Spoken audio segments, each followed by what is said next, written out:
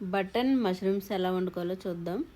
ఈ డబ్బాలో ఉన్నాయి. మేము మష్రూమ్స్ కానీ బాజార్కి వెళ్తే డబ్బాలో ఉన్నాయన్నారు, అందుకే తీసుకున్నాను. బాగున్నాయి. ఈ డబ్బాలో వాటర్ వేసి స్టోర్ చేసి పెట్టారనమాట. బాగానే ఉన్నాయి. దీనికి 2 ఉల్లిపాయలు మీడియం సైజు, 4 పచ్చిమిరపకాయలు, 5 టమోటాలు తీసుకోవాలి.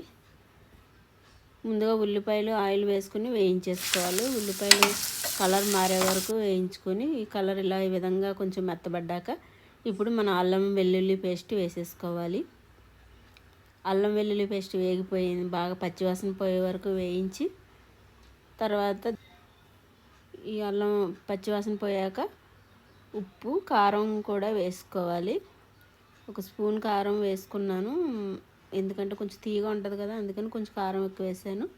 అలా ఉప్పు వేసేసుకుని కలిపేసుకుని తర్వాత టమాటా పచ్చిమిరపకాయలు కూడా వేసేసి లో ఫ్లేమ్లో టమాటా ముక్కలన్నీ మెత్తబడే వరకు కూడా మగ్గించుకోవాలన్నమాట. ఇలా ఈ విధంగా మెత్తబడిపోవాలి.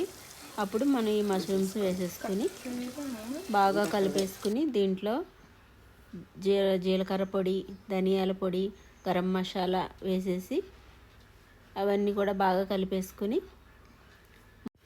మూత పెట్టుకొని లో ఫ్లేమ్లో 5 నిమిషాలు మనం బాగా మగ్గించేసుకుంటే కూర మష్రూమ్స్ కర్రీ రెడీ అయిపోతుంది. ఈ మష్రూమ్స్ కానీ బజార్లో అడిగితే ఇవాళ ఎక్కడా మష్రూమ్స్ లేవండి, మొత్తం అన్ని మార్ట్లు కూడా అయిపోయి అన్నారు. విజేతకి వెళ్ళాము, అక్కడ లేవన్నారు. బయట బజార్లో అంతా అతను కూడా ఒక 10 నిమిషాలు ఆగమన్నాడు. అందుకని ఇంకా ఇంకో షాప్కి వెళ్తే ఈ మామూలు ఇవి లేవంటే ప్యాక్ చేసినవి ఇలా డబ్బాతో ఇచ్చారనమాట. ఇవి తెచ్చి ఇంక ఇవాళ వండామన్నమాట. కూర కూడా చాలా టేస్ట్గా వచ్చింది. మటన్ కూర కంటే చాలా టేస్ట్గా అనిపించింది నాకైతే. ఇంకా లాస్ట్లో కొత్తిమీర వేసుకొని ఇలా వేడివేడిగా